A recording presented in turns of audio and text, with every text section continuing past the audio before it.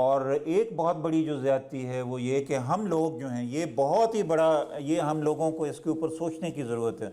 پاکستان ایک واحد ایسا تعلیمی نظام رکھتا ہے، واحد پاکستان ہے sir, only Pakistan, one and only Pakistan, جس کا ایجوکیشن سسٹم جو ہے وہ کسی کلاسیکی روایت کے اوپر استوار نہیں ہے۔ آپ لوگ کہاں سے علم حاصل کرتے ہیں؟ یہاں سے، نہ اردو آتی ہے، نہ پنجابی آتی ہے، عربی فارسی تو سوال ہی پیدا نہیں ہوتا، انگریزی بھی جو ہے وہ کون سکھاتا ہے آپ کو، کہاں سے آتی ہے؟ سو آپ کی کلاسیکی روایت ہے کون سی؟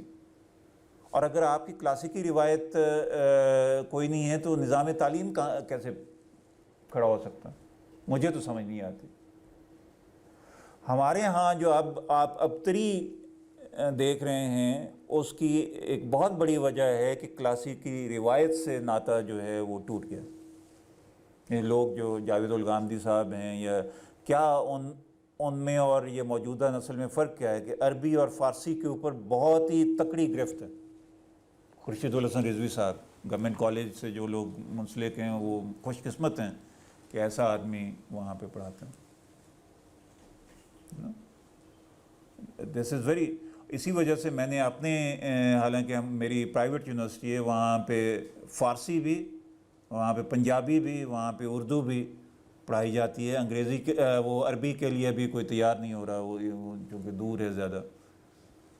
تو یہ جو ڈپارٹمنٹ آف کلاسیکل اسٹڈیز یہ ہر یونیورسٹی میں ہے، اور سب سے، اور یہ یاد رکھیے کہ ایک صاحب نے، بہت پڑھے لکھے صاحب تھے، انہوں نے کہا کہ لائق ترین لوگوں کی ڈگری یا کلاسیکل اسٹڈیز میں ہوتی ہے یا فلسفے میں ہوتی۔